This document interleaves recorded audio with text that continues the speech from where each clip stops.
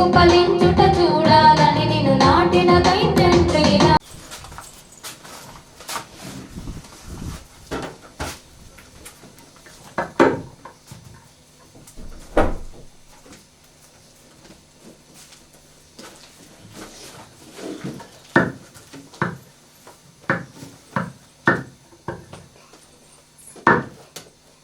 చేరి వచ్చిన నా ప్రియ సహోదరులందరికీ నా హృదయపూర్వకమైన వందనాలు చెల్లిస్తున్నానండి. ఈరోజు కూడా కొన్ని విలువైన మాటలు మనం నేర్చుకుందాము. దేవుడు ముందుగా ఆయన మన గొంతులో ఇంకా ఆయన ప్రాణాన్ని ఉంచి ఆయన మనల్ని ఇంకా ఈ వారం అంతట్లో కాపాడుచున్నాడు. కాపాడి ఈ రోజుని ఇక్కడ కూర్చోబెట్టాడు. దానికి మొదటిగా మనం లేవగానే, ఇక్కడ కాదు కానీ లేవగానే కృతజ్ఞతలు చెప్పాలండి. చాలా మంది నిద్రలోనే చనిపోతూ ఉంటారు. మరి అంతము ఎప్పుడు వస్తుందో తెలియదు.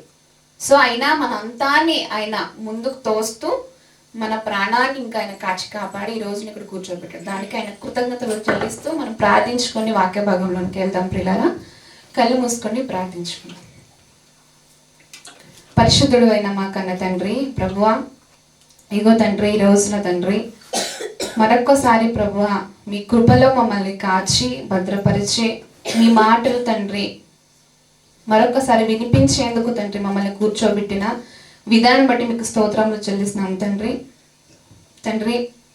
ఇంతవరకు ప్రభువా మేము ఎన్నో విలువైన మాటలు ఎక్కడెక్కడనో నేర్చుకున్నాము. కానీ ప్రభువా మా బ్రతుకులలో మేము చూపిస్తున్నామో లేదా అని గ్రహించుకొని మాలో మీకు తండ్రి కొన్ని పరిశుద్ధత అనేది మీకు కావాలి కనుక ఆ పరిశుద్ధతకు తండ్రి ఎల్లప్పుడూ ప్రయత్నించే వారుగా, సిద్ధపాటు కలిగి ఉండే వారుగా మేము ఉండుటకు, మా అంతము ఎట్లున్నదో మాకు తెలియదు కనుక ప్రభువా మా అంతము దినాలలో తండ్రి మేము పరిశుద్ధంగా తండ్రి ఉండి మీకు తండ్రి మీ నీతిని నెరవేర్చి ప్రభువా మీకు ఇష్టానుసారంగా జీవించి ఈ లోకంలో నుండి తండ్రి బయలుదేరుటకు మా అందరికీ సహాయం చేయమని ప్రార్థిస్తూ తండ్రి ఇక్కడ విత్తబోతున్న మాటలు ప్రభువా తండ్రి మాకు తండ్రి మా హృదయంలో ప్రభువా మంచి వృక్షం వేళ మొలిచి ప్రభువా మీకు మంచి ఫలాలు ఇచ్చే బిడ్డలుగా మమ్మల్ని అందరినీ తీర్చిదిద్దామని ప్రార్థిస్తూ ప్రభువా మీ దీన దాసురాలు నిలవబడి మాట్లాడుచు ఉండగా మీ ఆత్మ సహాయమును తండ్రి ఆత్మ మెండైన జ్ఞానమునిచ్చి నడిపించమని ప్రార్థిస్తూ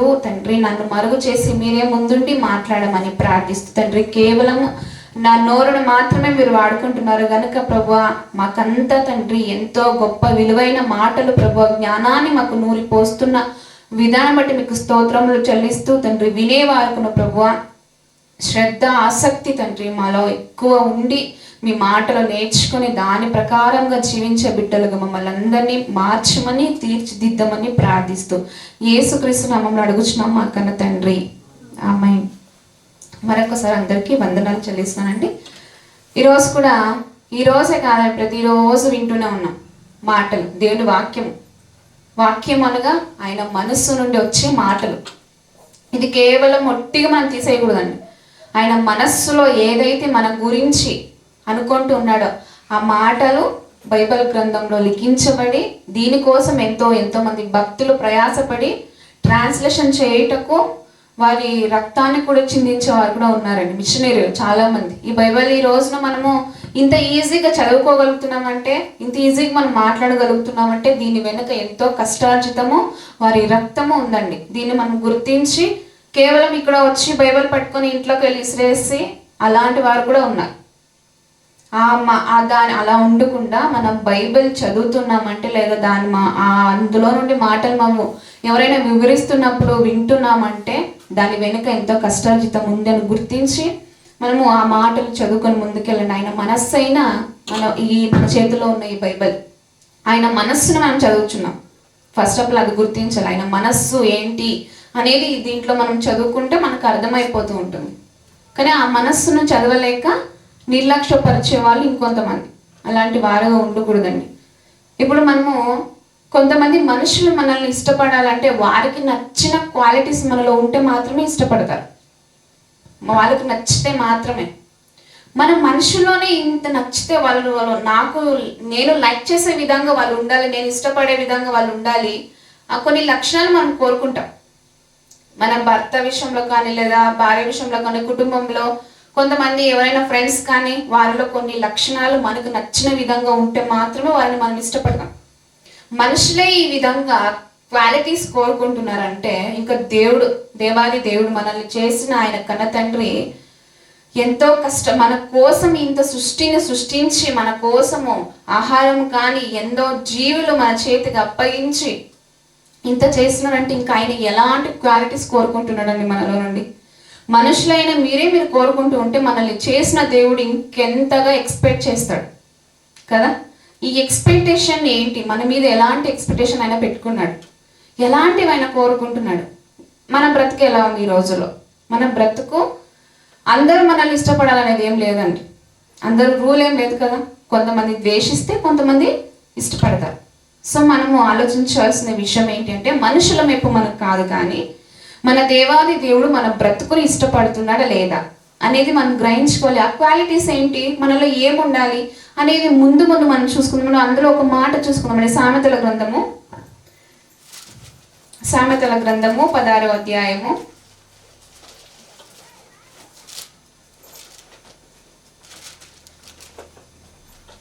16వ అధ్యాయము 17వ వచనం చదువుకుందామండి. చెడుతనము విడిచి నడుచుటయే యథార్థవంతులకు రాజమార్గము. ఫస్ట్ మనం దేని విసర్జించాలంట? చెడుతనాన్ని విసర్జించాలి. ఇక్కడ చదువుకున్నామండి, అయిపోయిందండి, ఇంటికి వెళ్ళి మన యథావిధి జీవితాన్ని జీవిస్తున్నామంటే దాన్ని విడిచిపెట్టినట్లా కాదు. రాజమార్గానికి ఎందుకు అంత విలువ అంటే ఆయన రాజు. అండ్ ఇక్కడ కూడా చెడుతనము విడిచి నడుచుటయే యథార్థవంతులకు రాజమార్గము, తన ప్రవర్తన కనిపెట్టువాడు తన ప్రాణమును కాపాడుకొనును. ఎదుటి వాళ్ళు కాదండి మన ప్రవర్తన కనిపెట్టాల్సింది. నీకు నువ్వు కనిపెట్టుకో, నాకు నేను కనిపెట్టుకోవాలి. నీ ప్రవర్తన ఎలా ఉంది? ఎదుటి వాళ్ళు చూసి తనేంటి అలా చేస్తుంది, ఇతనేంటి ఇలా చేస్తున్నాడు, వాళ్ళు కనిపెట్టేది కాదు. నీ ప్రవర్తన నువ్వు చూచుకో, నీ ప్రవర్తన నువ్వు కనిపెట్టుకో. ఎదుటి వాళ్ళు చెప్పాల్సిన అవసరం మనకు లేదు. మన ప్రవర్తన మనమే కనిపెట్టుకోవాలంటే ఇక్కడ చెప్తున్నాడు కదా, తన ప్రవర్తన కనిపెట్టువాడు తన ప్రాణమును కాపాడుకొనును. ప్రాణాన్ని ఎలా కాపాడుకుంటాడు? నీ ప్రవర్తన దేవుని ఎదుట కనిపెట్టి మంచిగా ఉందా లేదా అని నువ్వు ఒక్కసారి ఆలోచించావు అనుకోండి, నీ ప్రాణాన్ని నువ్వే కాపాడుకున్నట్లంటే. అంతే కదండి. మన మనస్సు మన చేతుల్లోనే ఉంటుంది. మన మనస్సుని ఎలా తిప్పుకోవాలంటే అలా తిప్పుకోవచ్చు. మన మనస్సు ఎలా తిప్పుకోవాలంటే అలా తిప్పుకోవచ్చు. కానీ కొంతమంది కొన్ని వచ్చే ఆ చెడు ఆలోచనలు కానీ దానికి లొంగిపోయే విధంగా ఉంటే మన మనసును మనం తిప్పుకోలేము. మనసు అంటే చాలా దుర్మార్గమైనది. అది ఎలాంటి వారినైనా నాశనం చేస్తుంది. దాన్ని మంచిగా వాడితే ఎలాంటి వారినైనా అలాంటి వారికి రాజమార్గం అంట. అందుకే ఫస్ట్ ఆఫ్ ఆల్ నువ్వు దాన్ని అణిచివేయచ్చు లేదా దానికి లొంగిపోవచ్చు. రెండే ఆప్షన్ మనకు ఉన్నాయి. దాన్ని అణించుకుంటావా లేదా దానికి లొంగిపోయి దేవునికి విరుద్ధంగా నడుచుకుంటావా అనేది దేవుడు మనకి ఇచ్చిన ఆప్షన్. నీకు నువ్వు ఆలోచించుకోవాలి, నాకు నేను ఆలోచించుకోవాలి. గనుక చెప్తున్నాడు కదా, చెడుతనము విడిచి నడుచుట యథార్థవంతులకు రాజమార్గము, తన ప్రవర్తన కనిపెట్టువాడు తన ప్రాణమును కాపాడుకొను. వేరే వాళ్ళు కనిపెట్టవలసిన అవసరం లేదు. నీకు నువ్వు కనిపెట్టుకో. నీ ప్రవర్తన ఏంటి, నీ ప్రవర్తన ఎలా ఉంది, నీ చూపులు ఎలా ఉంది, నీ ఆలోచన ఎలా ఉన్నాయి, నీ యొక్క జీవితం ఏకాంత జీవితం ఎలా ఉంది, నీ నడవలిక ఎలా ఉంది అనేది నీ నోటి మాట. మన మాట అండి మన క్యారెక్టర్ని డిసైడ్ చేస్తుంది. మనం ఎదుటి వాళ్ళ దగ్గర మనం మాట్లాడే మాట మన క్యారెక్టర్ ఏంటి అనేది డిసైడ్ చేస్తుంది. గనుక మన మాటలు ఎలా ఉన్నాయి, మన చూపులు, మన ఆలోచనలు, మన నడవలిక, మన బ్రతుకు ఎలా ఉంది అనేది నీ ప్రవర్తనను సరి చేసుకో, చూసుకో. ఎదుటి వాళ్ళు కనిపెట్టాల్సిన అవసరం లేదు, నీకు నువ్వు కనిపెట్టుకో అని చెప్తున్నాడు ఇక్కడ. ఈ మాట మనం ఆలోచించుకుని మరో మాట చూసుకుందామండి. కీర్తనల గ్రంథము 85వ అధ్యాయము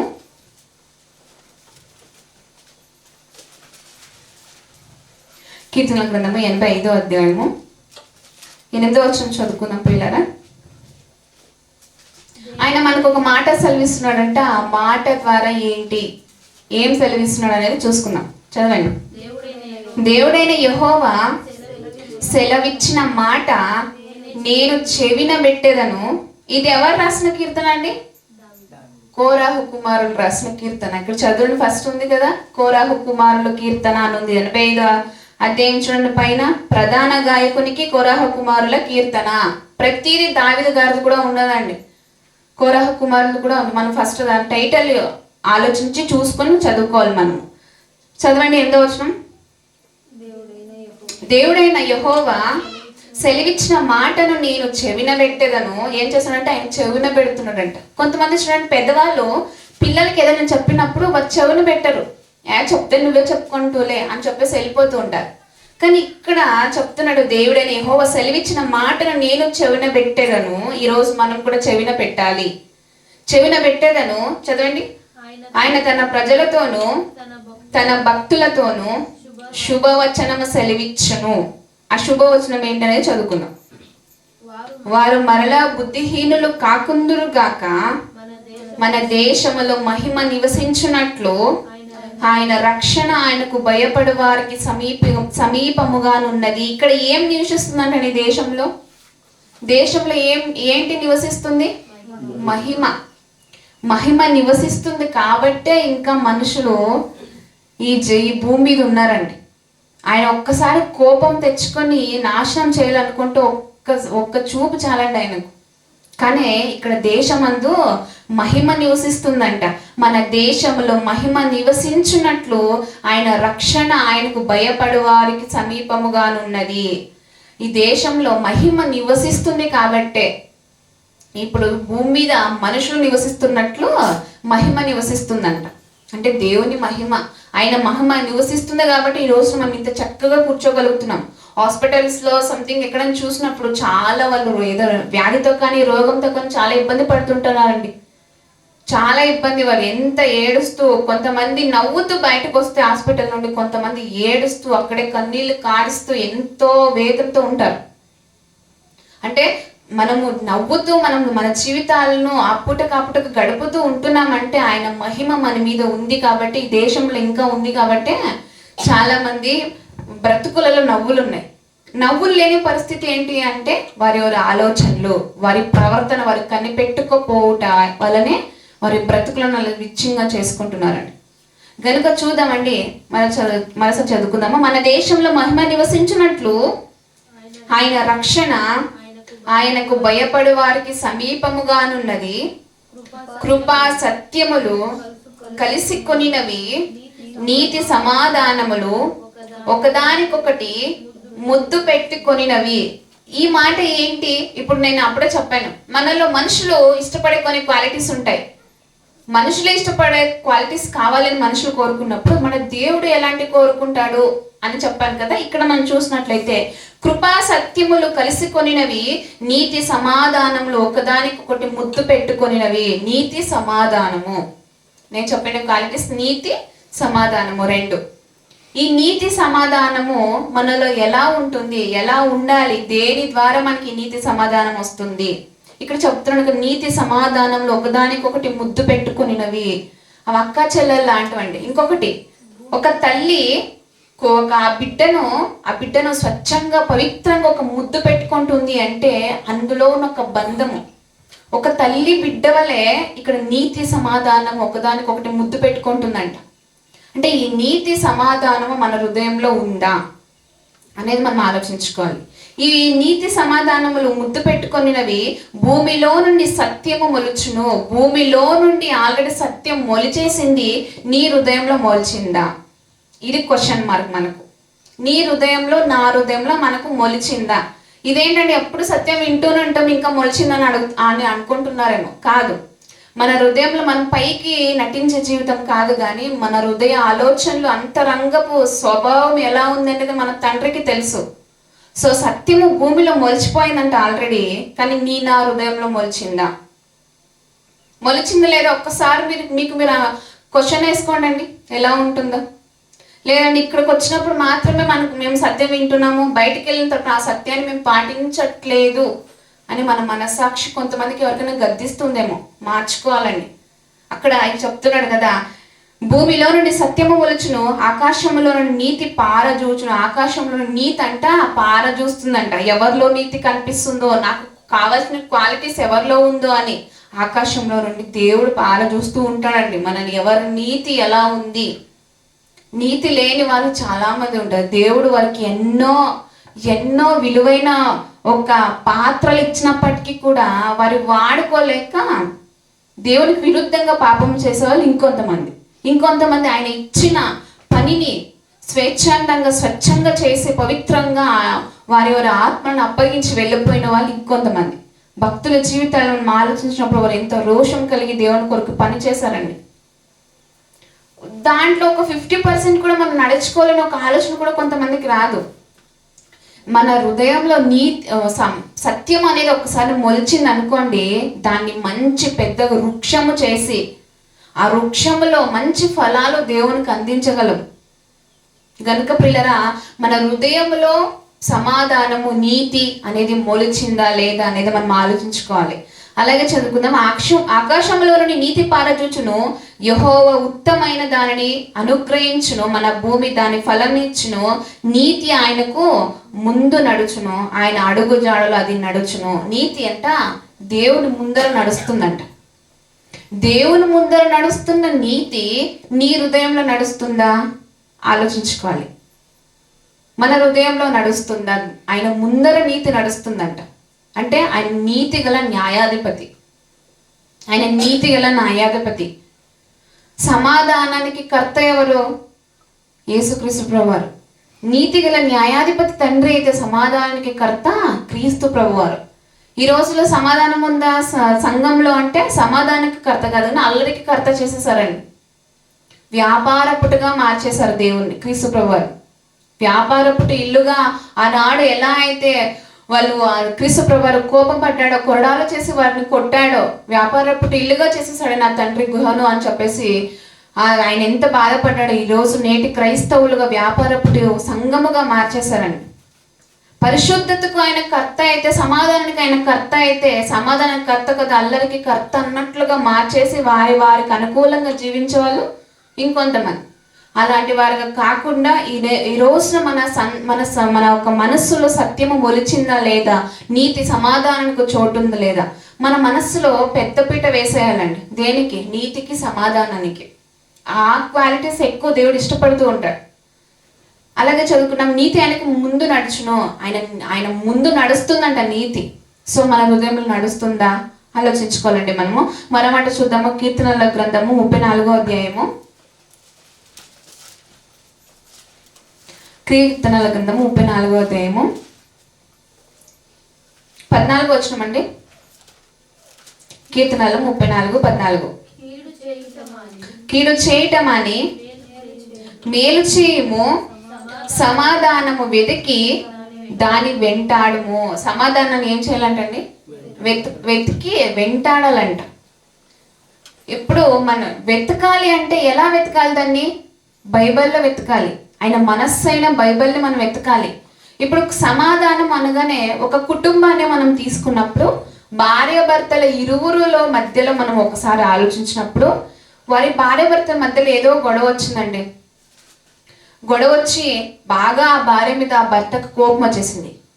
ఒకసారి నిజంగానే నడిచిన విషయం ఏంటి అంటే, బాగా వాళ్ళు గొడవ పడ్డారు. గొడవ పట్టిన తర్వాత ఆ భర్త అనేవాడు ఆ భార్యని తీసేసి గోడకు గుద్దేశాడండి. గోడకు గుద్దేసిన తర్వాత ఆ గోడకున్న ఒక మేకు ఆమె తలకు గుచ్చుకుపోయి చనిపోయింది. ఇది నిజంగానే జరిగిందండి. గుచ్చుకుపోయి చనిపోయింది. అంటే ఆ క్షణంలో నీ ఓపిక అనేది, నీ సమాధానం అనేది అట్లాంటి సిచ్యువేషన్లో పని చేస్తుంది, పని చేయాలి. అప్పుడు నీ సిచ్యువేషన్లో, ఆ సిచ్యువేషన్లో పని చేస్తుంది అంటే అప్పుడు నిజంగా నీ హృదయంలో నీతి సమాధానం ఉంది అని అర్థం. అప్పుడు ఆ టైంలో ఆమెను కొంచెం ఏదైనా సమాధానం ఆ భర్త కలిగి ఉంటే, ఆమెను అలా చేయకుండా, తోసివేయకుండా, గోడ వేసి గుద్దకుండా ఉండి ఉంటే ఆమె ఆ క్షణంలో బ్రతికేది. కొంచెం సమాధానం నువ్వు కలిగించుకొని ఉంటే. ఇది ఒక ఎగ్జాంపుల్గా మనం తీసుకోవచ్చండి మన జీవితాల్లో. అంటే అక్కడ ఒక నీతి సమాధానము, మనలో సమాధానం ఉందా లేదా అనేది అక్కడ మనకు తెలిసొస్తుంది. గనుక ప్రియులారా, ఇక్కడ అందుకే అలా వెంటాడాలంట మనము సమాధానాన్ని. కీడు చేయటమని మేలు చేయము, సమాధానము వెతికి దాన్ని వెంటాడాలి. ఇప్పుడు ఒక సింహము కానీ, పులి కానీ ఏదైనా దేనైనా వెంటాడుతూ ఉంది అనుకోండి. వెంటాడుతున్నప్పుడు దానికి ఆకలి తీరాలంటే వెంటాడాల్సిందే. ఆకలి ఉండి కూడా అది వెంటాడకపోతే దాని ఆకలి ఎంత మాత్రం తీరదు, అది అలాగే ఉండి చచ్చిపోతుంది. మన ఆత్మకున్న ఆకలి తీరాలంటే సమాధానాన్ని, నీతిని వెంటాడాలి. మనం అలా వెంటాడితే మాత్రమే కొన్ని సిచ్యువేషన్ తట్టుకోలేనంత కోపము, తట్టుకోలేనంత ఆగ్రహం, ఉగ్రత వచ్చేస్తూ ఉంటుంది మనుషులకి. కానీ వచ్చినప్పుడు, అలాంటి సిచ్యువేషన్లు వచ్చినప్పుడు నువ్వు తట్టుకుంటున్నావు అంటే అప్పుడు ఓర్పు కలిగి నువ్వు జీవిస్తున్నావు అంటే సమాధానంతో, వద్దు ఇప్పుడు ఇలా ఈ కొంతసేపు ఒక 5 minutes నేను ఆపుకోగలిగితే మళ్ళీ నార్మల్ అయిపోతుంది, అదే సమాధానము. అప్పుడు మనం దాన్ని వెంటాడుతున్నామని అర్థం. అప్పుడు మన ఆత్మకున్న ఆకలి, సమాధానము, నీతి, పరిశుద్ధత ఇలాంటివన్నీ మనం ప్రయత్నిస్తున్నాము, నడుచుకుంటున్నాము అని. మనిషికండి చెడు చాలా తొందరగా ఆకర్షించేస్తుంది.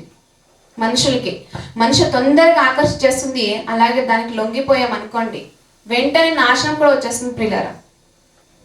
మనిషిని తొందరగా ఆ చెడు ఎలా అయితే ఆకర్షిస్తూ ఉంటుందో అలాగే నాశనం కూడా అంతే తొందరగా చేస్తుంది, అంతే తొందరగా నాశనం అయిపోతాము.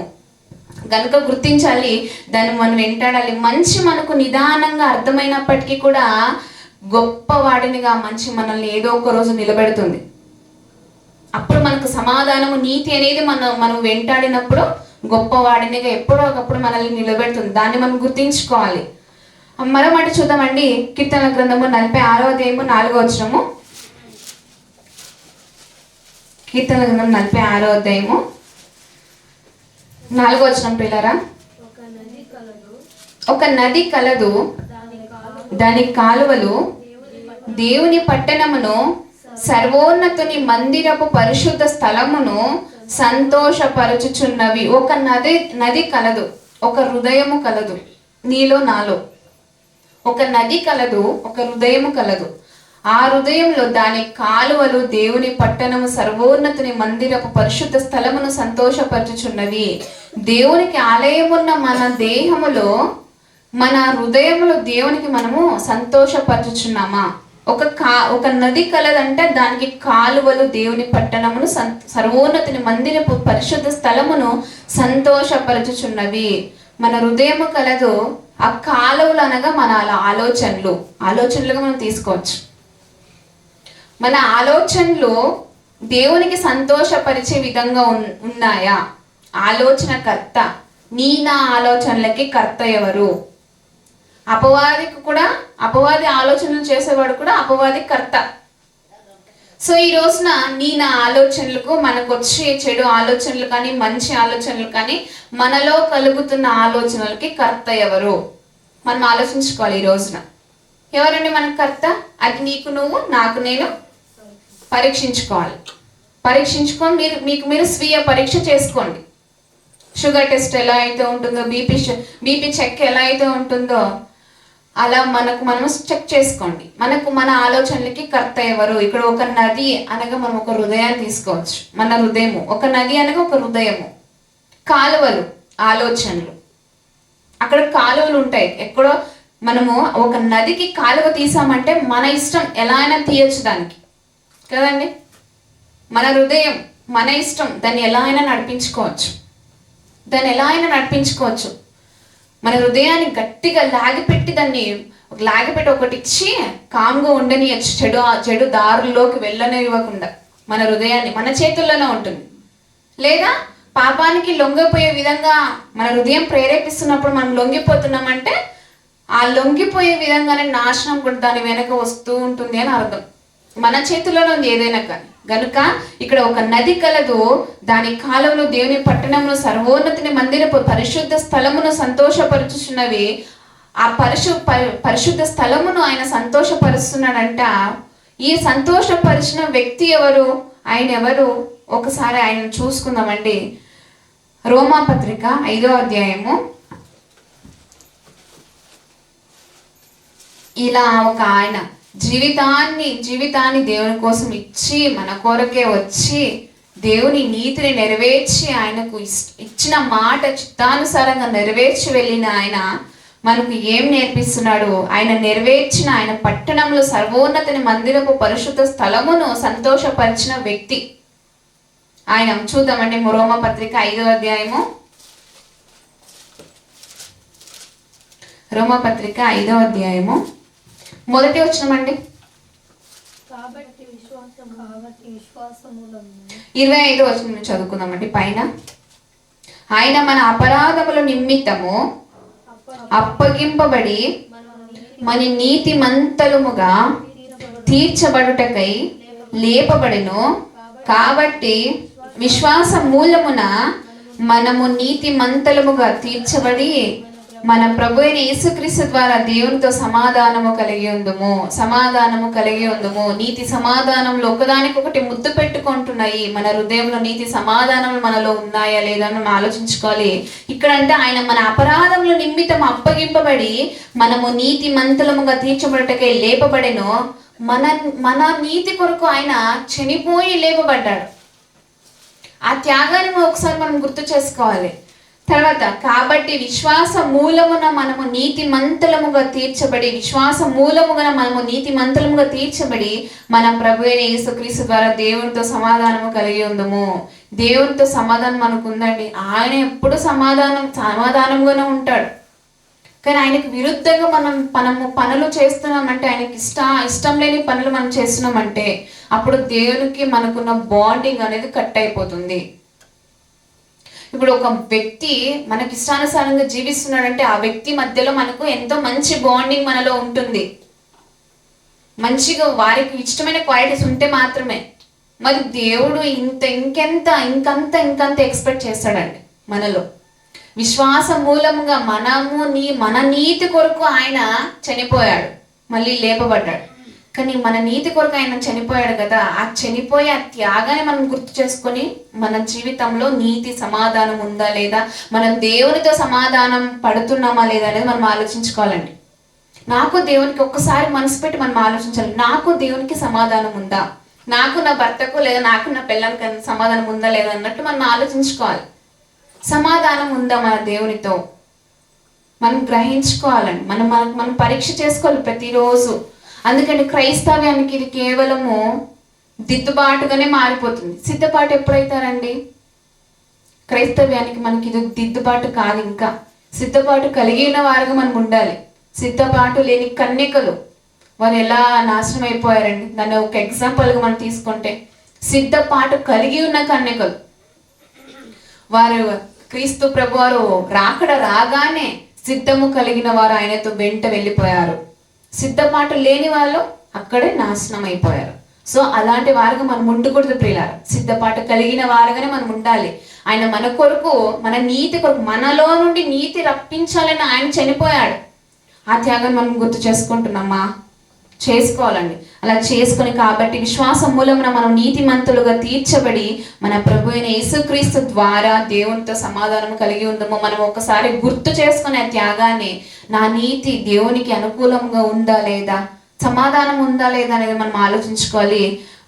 మనం అటు ఒకసారి మాట చూసుకుందాం. కొలెస్సీలకు రాసిన పత్రిక 3వ అధ్యాయము చూసుకొని మనం ముగించుకుందాం ప్రియులారా. ఇంకో మాట చూసుకొని,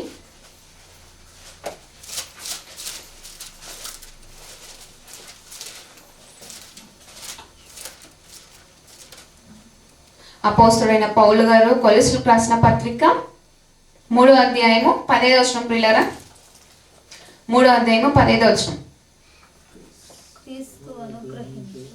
క్రీస్తు అనుగ్రహించు సమాధానము మీ హృదయములలో ఏలుచుండనీయుడి, ఇందుకొరకే మీరొక్క శరీరముగా పిలువబడితిరి.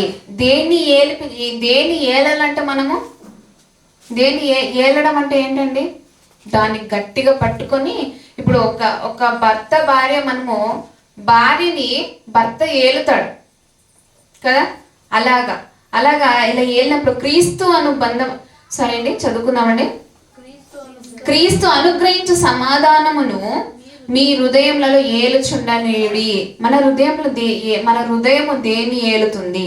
పాపాన్ని నువ్వు ఏలుతున్నావా లేదా సమాధానాన్ని నువ్వు ఏలుతున్నావా అనేది మనం ఆలోచించుకోవాలి. క్రీస్తు ప్రభువారు అంటే సమాధానానికి ఆయన కర్త, అల్లరికి కర్త కాదు. అల్లరి చేష్టలు మనం చేస్తున్నామంటే మనలో దేవుడు లేదు, దేవుడితో మనం సమాధానము లేదు మనకు అనేది మనం ఆలోచించుకోవాలి. క్రీస్తు అనుగ్రహించే సమాధానం మీ హృదయములలో ఏలుచుండనీయుడి, ఇందుకొరకే మీరొక్క శరీరముగా పిలువబడితిరి మరియు కృతజ్ఞులై ఉండుడి. మనలో సమాధానం అనేది మనలో ఉండినట్లయితే ఎలాంటిది వచ్చినప్పటికీ కూడా, ఎలాంటి కష్టము, ఎలాంటి బాధ, శ్రమ, ఇరుకు, ఇబ్బంది మనలోకి వచ్చినప్పటికీ కూడా, మన తలుపు తట్టినప్పటికీ కూడా సమాధానంతో దేన్నైనా నరికేయచ్చంటండి. దేన్నైనా యుద్ధము కంటే మన సమాధానము, మన ఆలోచనలు ఒక యుద్ధముగా మనం వాడొచ్చు. మనకు అనుకూలముగా లేని పరిస్థితుల్లో సమాధానం పడుట మనం నేర్చుకోవాలి. సమాధానంగా మాట్లాడటం మనం నేర్చుకోవాలి. నీతి కలిగి జీవించడం మనం నేర్చుకోవాలి. నీతిమంతులు సింహం వలె ధైర్యముగా నుందురు.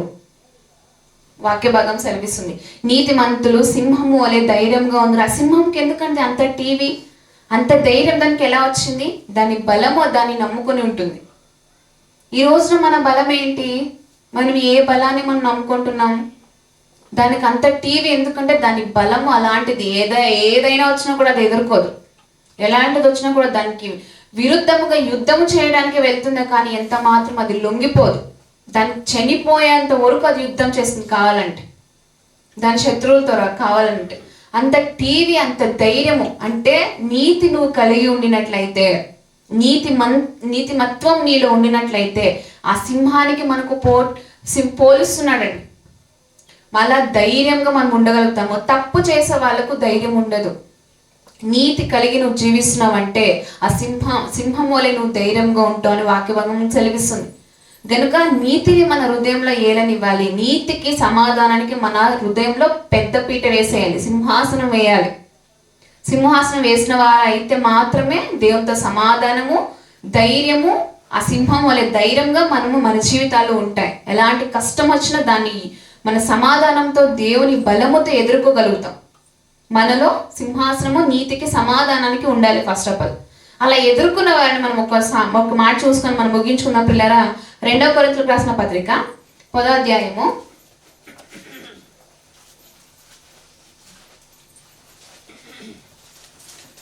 2 కొరింథీయులకు రాసిన 10వ అధ్యాయము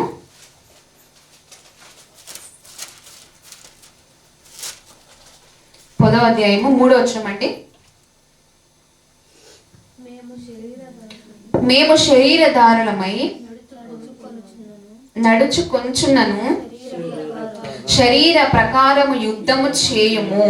ఇక్కడ శరీర ప్రకారము, నువ్వు శరీరంతో యుద్ధం చేయటం కాదు, నీ పక్కింటోళ్ళతో, ఎదురుంటోళ్ళతో యుద్ధం చేయటం కాదు. ఆత్మ సంబంధమైన యుద్ధము నీలో ఉందా?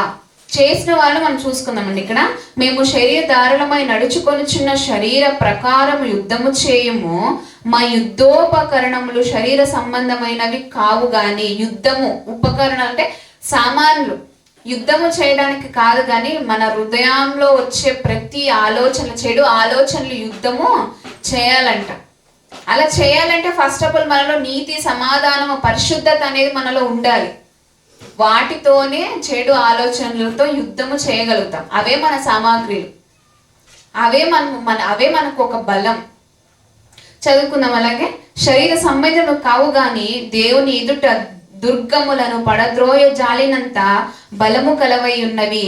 మేము వితర్కములను, దేవుని గూర్చిన జ్ఞానమును అడ్డగించు ప్రతి ఆటంకమును, దేవుని గూర్చిన జ్ఞానము అడ్డగిస్తూ ఉంటాయి. ఏంటి? అపవాది ఆలోచనలు.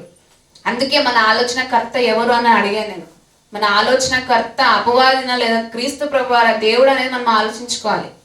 ప్రతి ఒక్కటి వరకు దేవుని గూర్చిన జ్ఞానం అడ్డగించు ప్రతి ఆటంకంను పడద్రోసి ప్రతి ఆలోచనను క్రీస్తుకు లోబడినట్లుగా చెరపట్టి లాగిపెట్టి దాన్ని కూర్చోబెట్టారంట భక్తులు. వారి హృదయాన్ని లాగిపెట్టి క్రీస్తుకు ఏదైతే విరుద్ధంగా, దేవునికి విరుద్ధంగా ఆలోచనలు వస్తున్నాయో దాన్ని లాగిపెట్టి కూర్చోబెట్టి ఆ చెడుని వాళ్ళు గెలిచారు. వారి శరీరంలో వచ్చే కోరికలు వాళ్ళు గెలిచారు. సో ఈ రోజు మనం దేన్ని గెలుస్తున్నాం, ఎలా ఉన్నాం అనేది చదువుకుందాం మరొకసారి. మేము వితర్కములను, దేవుని గూర్చిన జ్ఞానం అడ్డగించు ప్రతి ఆటంకమును పడద్రోసి ప్రతి ఆలోచనను క్రీస్తుకు లోబడినట్లు చెరపట్టి మీరు సంపూర్ణ విధేయతను కనుపరిచినప్పుడు సమస్తమైన అవిధేయతకు ప్రతి దండన చేయ సిద్ధపడి ఉన్నాము. సమస్తమైన చదవండి. సమస్తమైన అవిధేయతకు విధేయత వేరు, అవిధేయత వేరు. సో మన హృదయంలో విధేయత దేవుని పట్ల ఉందా లేదా అవిధేయత ఉందా అనేది మనం ఆలోచించుకోవాలి. సమస్త విధమైన అవిధేయతకు ప్రతిదండన చేయి సిద్ధపడి ఉన్నాము. వాళ్ళంట సమస్తమైన అవిధేయత ఏదైతే వస్తుందో వారి హృదయంలో దాన్ని గెలవటానికి, దానితో యుద్ధము చేయడానికి ప్రతిరోజు సిద్ధపాటు కలిగి ఉన్నారంట. ఈ రోజున మనకు ఆయుష్ ఎప్పుడు పోతుందో ఎప్పుడు ఉంటుందో అనేది మనకు తెలియదు. సో నీలో నాలో సిద్ధపాటు అనేది ఉందా గ్రహించుకోవాలి. నీతికి సమాధానము నువ్వు కలిగినట్లయితే అదే నీకు సిద్ధపాటు. పరిశుద్ధత అనేది మనలో ఉండినట్లయితే ఆ క్వాలిటీ గొప్ప క్వాలిటీ అండి. అందుకే క్రీస్తు ప్రభు వారిని ఎవరు పేరు ఊరికే వారికి ఇష్టం లేక క్రీస్తు ప్రభువారికి, క్రైస్తవ్యం అనగా ఇష్టం లేక చాలా మంది బురద చల్లాలని క్రీస్తు ప్రభువారి మీద చూస్తున్నారు. కానీ ఆయనలో ఎలాంటి చెడు ఆలోచనలు ఉన్నాయి, చెడు ఆయనలో ఉంది అని ఏ ఒక్కరూ చెప్పలేకపోయారు గట్టిగా. అందుకే నాలో పాపం ఉన్నదని మీలో ఎవరు స్థాపించగలరని క్రీస్తు ప్రభువారు ఆనాడే సవాలు విసిరారు. ఈనాడు ఇంకెవరు చేయగలరండి? సో చేయలేరు. గనుక భక్తులు కూడా ఆయనను పోలి నడుచుకొని వారు ప్రతి దానికి, ప్రతి ఆలోచనను క్రీస్తుకు లోబడినట్లు చెరపట్టి మీరు ఆ సంపూర్ణ విధేయతను కనపరిచినప్పుడు సమస్తమైన అవిధేయతకు ప్రతి దండన చేయు సిద్ధపడి ఉన్నాము. గనుక ఈ రోజున మనము సిద్ధపాటు మనం కలిగి ఉన్నామా లేదనేది మనం ఆలోచించుకోలే ప్రియులారా. పాపాన్ని గెలవాలంటే కేవలం మనం శరీరాన్ని గెలిస్తే సరిపోతుంది. కానీ పరిశుద్ధంగా నీవు ఉండాలంటే దేవుల్లో నలగాలి. మనం ఆలోచించుకోవాలి ఈ మాట. పాపాన్ని గెలవాలంటే నువ్వు శరీరాన్ని గెలిస్తే చాలు, కానీ పరిశుద్ధంగా ఉండాలి. పరిశుద్ధతతో మనము జతకట్టి ఉండాలి అంటే మనము దేవునిలో నలిగిపోవాలి. దీన్ని గుర్తించుకోవాలి. మనం దేవునిలో నలిగిపోవాలి. ఇక్కడ వినేసామంటే ఇన్ని గొప్ప మాటలు దేవుడు మనకు వినేసాము. ఇంత గొప్ప నీతి కలిగి ఉండాలంట, సమాధానం కలిగి ఉండాలంట. మనము ఇలా ఉన్నప్పుడే మనం దేవుడితో మంచి అనుబంధము, బాండింగ్, మనలో మన శరీరంలోకి వచ్చే ప్రతి చెడు ఆలోచనలతో యుద్ధము చేయాలంట అని ఇక్కడ మనం నేర్చుకున్నాం. ఇంటికి వెళ్ళిన తర్వాత దాన్ని మర్చిపోయామంటే అది ఎంత వేస్ట్ అండి. గేదె కూడా అది తిన్న తర్వాత నెమరేస్తుంది, కానీ మనుషులండి మనము విన్న దాన్ని మనం నెమరేయాలి. మళ్ళీ ఒక ప్రాణిలో తిన్నదాన్ని మళ్ళీ అవి అరిగించుకోవడానికి నెమరు వేస్తూనే ఉంటాయి. ఈరోజు వాక్యాన్ని మనం తిన్నాం కదా, అక్షయ ఆహారాన్ని మన ఆత్మకు మనం ఇచ్చాం కదా, దానిని మరలా మనం నెమరేస్తున్నామా? ఇంటికి వెళ్ళి శరీరముతో యుద్ధము చేయాలి, పాపాన్ని గెలవాలి, పరిశుద్ధంగా ఉండాలంటే దేవునిలో మనం నలిగిపోవాలి. ఇలాంటి వారుగా ఉంటే మాత్రమే మనము నీతి సమాధానాలు మన హృదయంలో ఉన్నట్లు చోటు. గనుక అలాంటి వారుగా మనం అందరూ ఉండాలని నేను ప్రేమపూర్వకంగా తెలియజేస్తూ, నీతి సమాధానానికి మన హృదయంలో చోటిస్తూ పరిశుద్ధత కలిగి ఆయనకు అనుకూలంగా జీవించాలని మరొకసారి నేను తెలియజేస్తూ నా యొక్క మాటలు ముగిస్తున్నా అండి. కళ్ళు మూసుకొని ప్రార్థించుకున్నాం. పరిశుద్ధుడు అయిన మా ప్రియ పరలోకపు తండ్రి, మీ ఘనమైన అతిశ్రేష్టమైన అత్యున్నతమైన నామములకు వేలాది స్తుతులు స్తోత్రములు చెల్లిస్తున్నాము ప్రభువా. తండ్రి, ఇంతవరకు ప్రభు అవును తండ్రి, నీతి సమాధానంలో ఒకదానికొకటి ముద్దు పెట్టుకుంటున్నారని మీ వాక్యబద్ధం సెలవిస్తుంది కనుక అవును తండ్రి, అలాంటి నీతి సమాధానము మా హృదయంలో ఉందా లేదా అనేది ఆలోచించుకున్నట్లుగా మాకు సహాయం చేయమని ప్రార్థిస్తున్నాము ప్రభు. అవును తండ్రి, భూమిలో ఎప్పుడో సత్యము మొలిచింది, ఈ రోజున మా హృదయాల్లో మొలిచిందా లేదా అనేది మేము గ్రహించుకున్నట్టుకు మాకు సహాయం చేయండి ప్రభువా. ఎంతో గొప్ప ప్రేమతో మమ్మల్ని తండ్రి ఈ రోజున ఈ స్థాయిలో నిలవబెట్టారు. అందుని బట్టి మీకు స్తోత్రములు చెల్లిస్తున్నాము తండ్రి.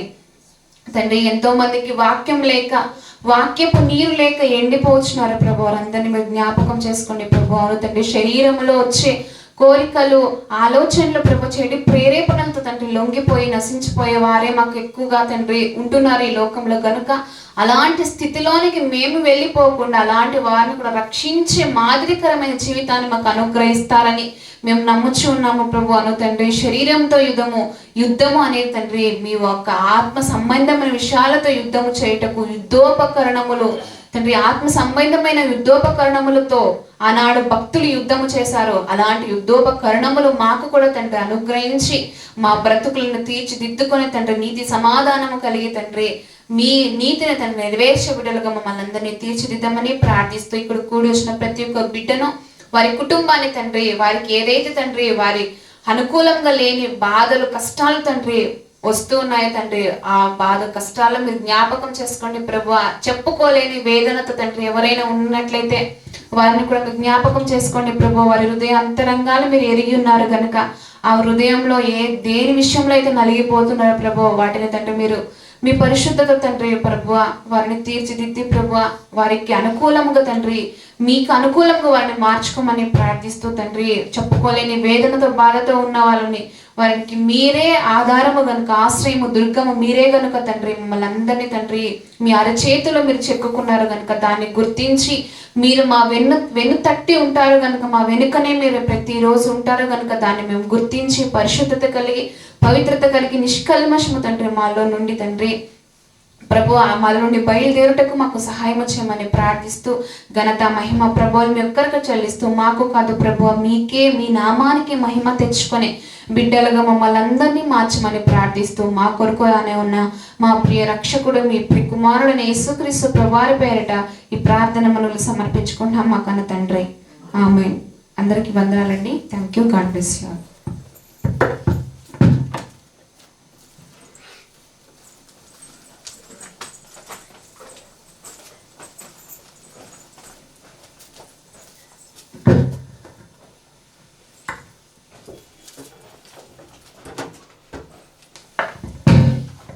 మంచిది అండి. ఇలామైన సందేహాన్ని మొత్తం పొందుకునేందుకు గీతకి సంఘం తరపున వందనాలు చెల్లించుకుంటున్నాము. అదేవిధంగా ఒక పాట పాడుకుందామండి.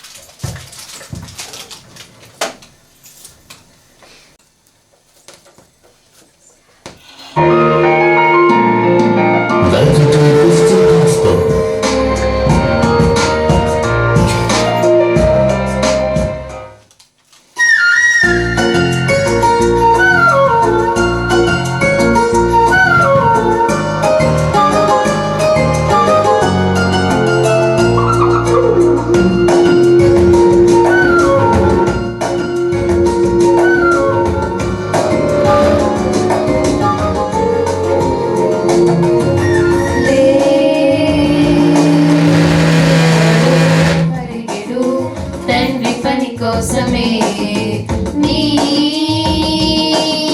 మనసులో ప్రభువును కొలుచు ప్రతి నిమిషమే సంగ్రహించు జ్ఞానమంతా సంచరించు లోకమంతా నిన్ను ఆపు శక్తి గలదా లోకమందునా నీకు తోడు నీడలాగా తండ్రి ఆత్మ నీవ్వలేడా పిరికి ఆత్మ నీది కాదు పరుగు ఆపకు నీటిలోని చేపలాగా ఎదురు ఈత నేర్చుకో పక్షిరాజు పట్టుదలతో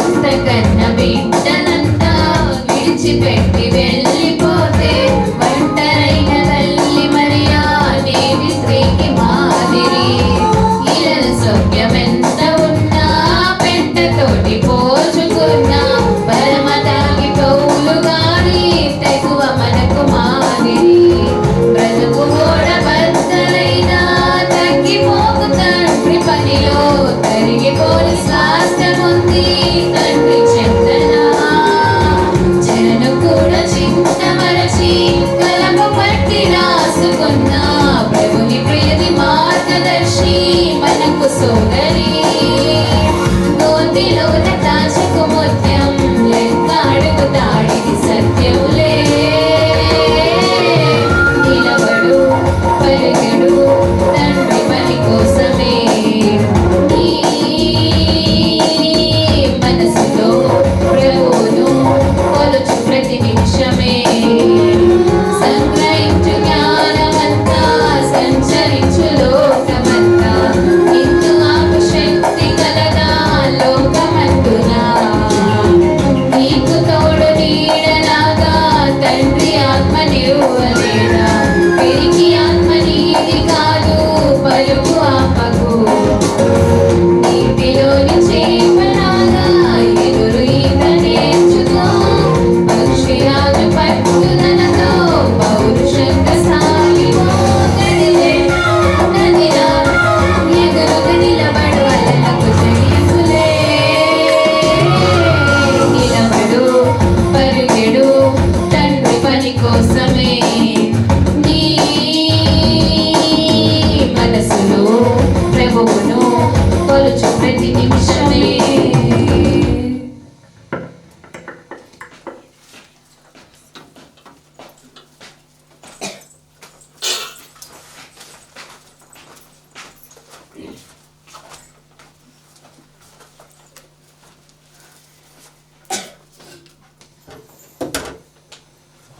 మంచిదేంటి, రెండో వర్తమానం కూడా అయిందాము. ఈ సమయాన్ని అన్నయ్య గారికి అప్పగిస్తున్నాను.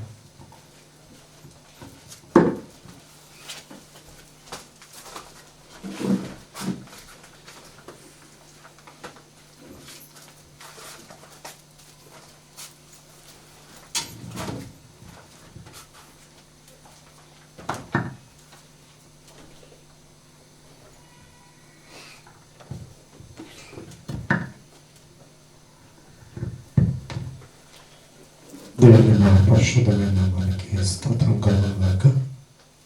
చేరొచ్చిన మీ అందరికీ వందనాలు. కళ్ళు మూసుకొని ప్రార్థించుకొని మరొకసారి వాక్యదానంలోకి వెళ్దాం.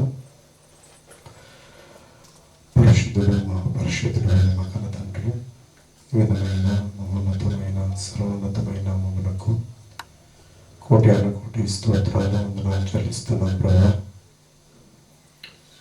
తండ్రి, మరొక రోజు మాకిచ్చి మరొక దినాన్ని సజీవ లెక్కలో నుంచి మరొకసారి మేమందరం నీతిగా కూడుకొని మహోన్నతమైన నామాన్ని, ఘనమైన నామాన్ని, సర్వ సృష్టికి ఆధారబద్ధమైనటువంటి నామాన్ని స్తుతించే ధన్యత, నీ మాటలను ధ్యానించే ధన్యత, మహాభాగ్యం, గొప్పదైన భాగ్యంలోనికి మమ్మల్ని నడిపించినందుకు మీకు కృతజ్ఞతాస్తుతులు చెల్లిస్తున్నాం.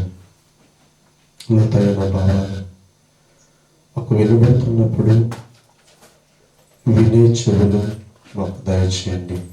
వినిన దాన్ని గ్రహించేటువంటి జ్ఞానాన్ని కూడా మాకందరికీ దయచేయమని, ఇంతవరకు విన్నటువంటి మాటల ద్వారా మా బ్రతుకులు దిద్దుకొని తండ్రి, మాలో ఏ క్వాలిటీస్ అయితే ఉంటే మీరు ఇష్టపడతారో తండ్రి, క్వాలిటీస్ వృద్ధి చేసుకోవడానికి మమ్మల్ని బలపరచండి. బహుసూటిగా మాతోనే మాట్లాడేందుకు వందనాలు చెల్లిస్తున్నాం. మరొకసారి వాక్యదానంలోనికి సిద్ధపడి వచ్చి ఉండగా నన్ను కూడా బలపరచండి. నీ చిత్తానుసారముగా నీ మాటలు ధ్యానించుకోవడానికి సహాయం చేయండి. అన్నిటి ద్వారా మీరేమైనా పొందమని ఈ నామానికి సమస్తాన్ని సమర్పించుకొని నన్ను నేను తగ్గించుకొని నీ నామను ఎక్కువపరుస్తూ సేవనీతి పరిశుద్ధమైన నామమున చిన్న ప్రార్థన సమర్పించుకొని వేడుకొని పొంది ఉన్నామని నమ్ముచున్నాం మా కన్న తండ్రి. ఆమేన్. ప్రభు పేరిట మరొకసారి వచ్చిన మీ అందరికీ వందనాలు చెల్లిస్తున్నాను. చాలా మంచి సందేశాన్ని మనం విన్నాం ఇంతసేపు. విన్న తర్వాత క్వశ్చన్ అన్నది ఒకటి ఉంటుంది కదా, పాట విన్న తర్వాత లాస్ట్లో ఏముంటుంది? క్వశ్చన్ ఆన్సర్ ఉంది. ఇంతసేపు మీరు విన్నారు కదా, దీనికి ఒక క్వశ్చన్ ఏం నేర్చుకున్నారు? చిన్న క్వశ్చన్ ఏం నేర్చుకున్నారు? షార్ట్గా చెప్పాలి. నీతిని సమాధానమును కలిగి క్రైస్తవులన్నవారు, దేవుని బిడ్డలన్నవారు ఉండాలి. రెండు కలిగి ఉంటే దేవుడు ఇష్టపడతాడు. మనల్ని ఎవరైతే కలిగి ఉంటారో, ఎవరు నీతిని పాటిస్తూ ఉంటారో, సమాధానం కలిగి ఉంటారో వారిని దేవుడు ఖచ్చితంగా ఇష్టపడతాడు. వారిలో దేవుడు ఆశిస్తాడు. చాలా గొప్ప సంగతులు ఉన్నాయి బైబిల్లో.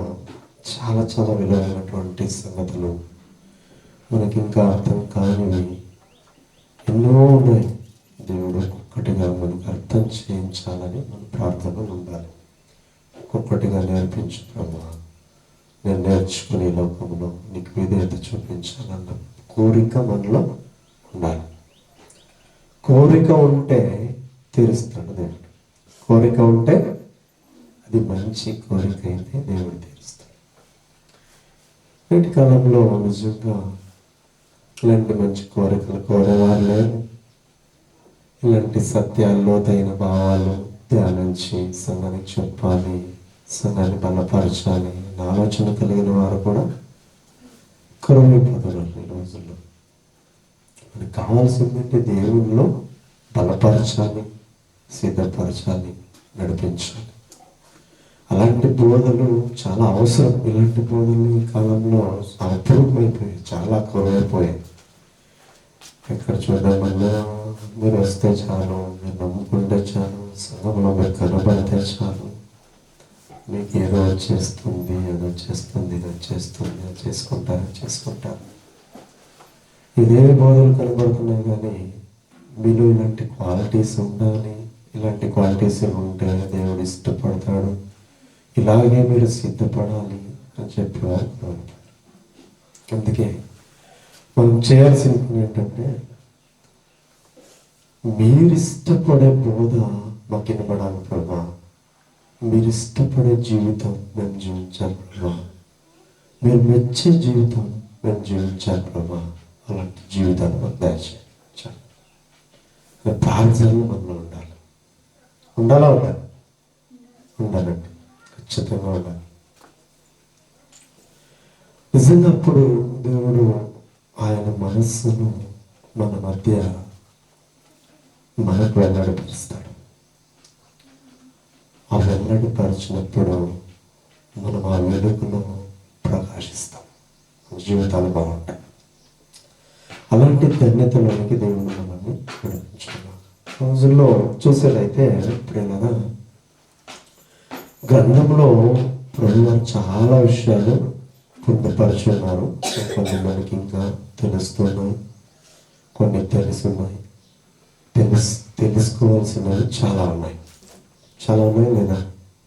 చాలా ఉన్నాయా? అన్నీ నేర్చుకున్నారా? చాలా దాంట్లో ఒక మాట ఈరోజు మనం లోతుగా అధ్యయనం చేద్దాం. లూకాసు వార్త 22వ అధ్యాయము చూడండి ఒకసారి. లూకాసు వార్త తన శిష్యులతో యేసు ప్రభువు చెప్పినటువంటి మాట గురించి ఈరోజు ధ్యానిద్దాం. చాలా అవసరమైనటువంటి మాట ఇది.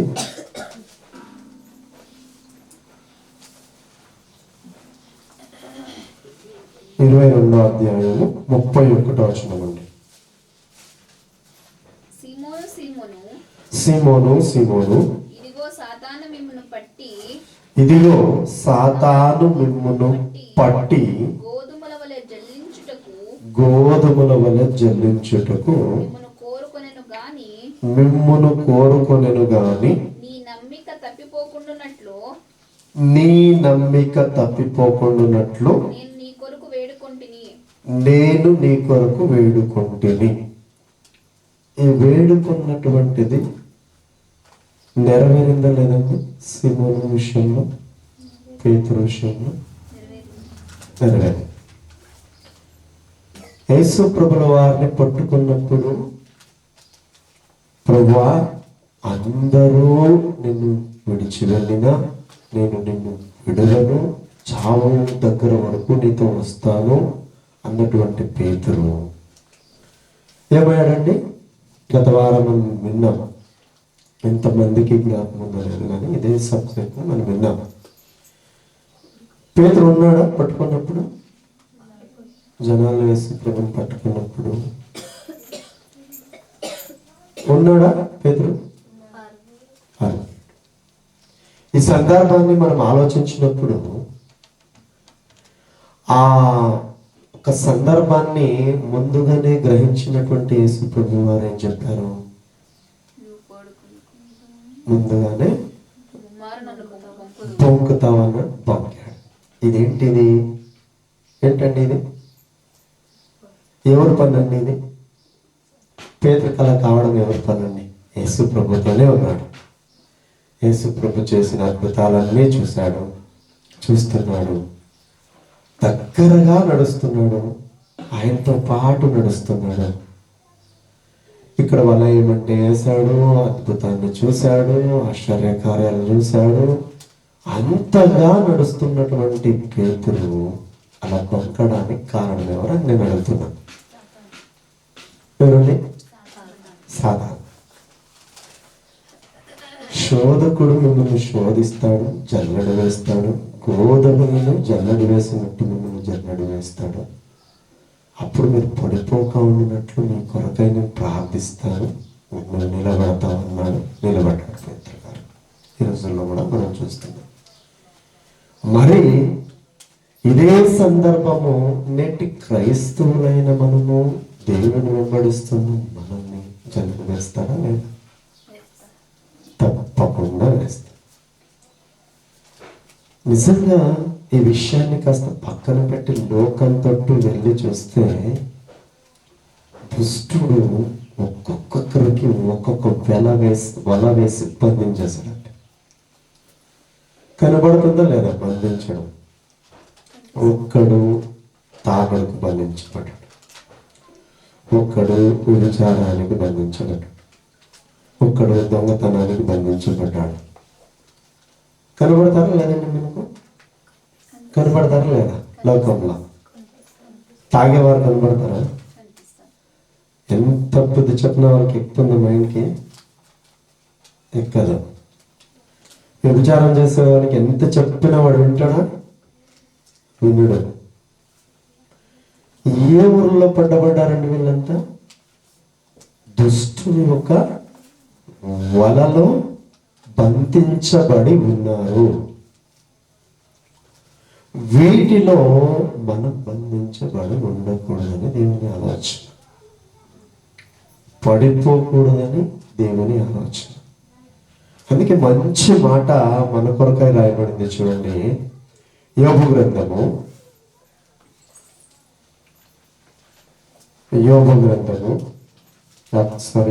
యాకోబు పత్రిక చూడండి. ఒకసారి యాకోబు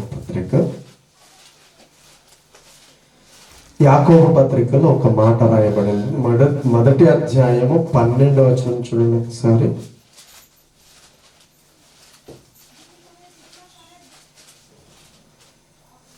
యాకోబు పత్రిక మొదటి అధ్యాయం 12వ వచనం. శోధన సహించువాడు ధన్యుడు,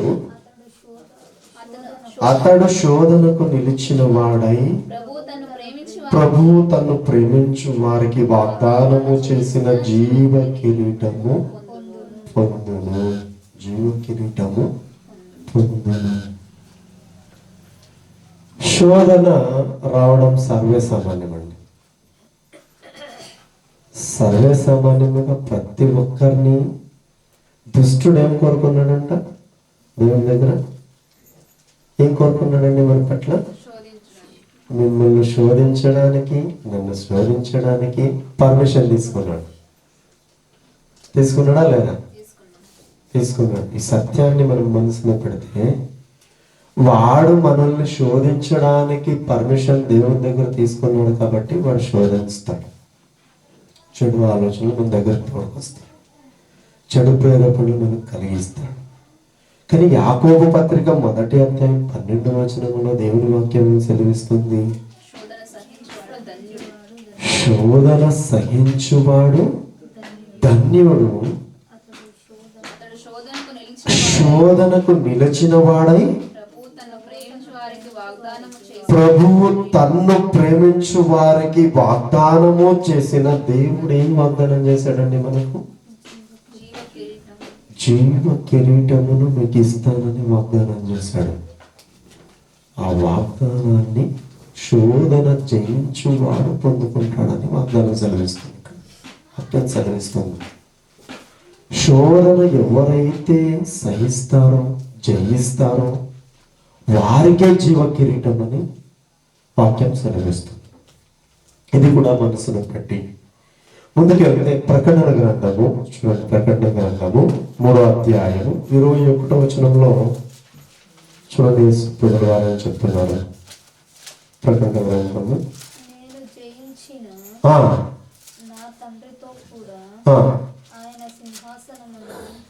నేను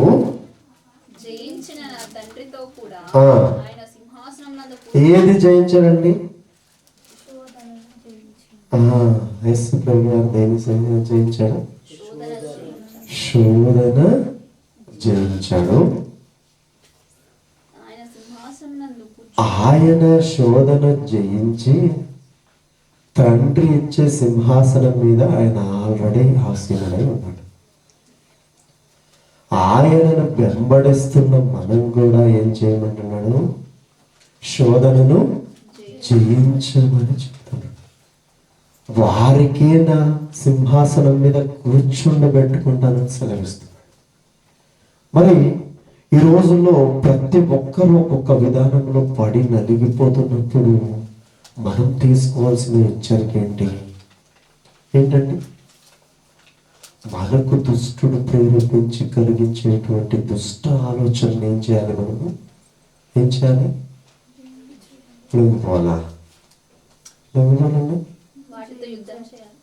వాటిని జయించాలి. వాటిని ఏం చేయాలి? జయించాలి. దేంతో జయించాలండి? దేంతో జయించాలి? వాక్యం మనలో ఉంచుకొని వాక్య సహాయముతో జయించాలి.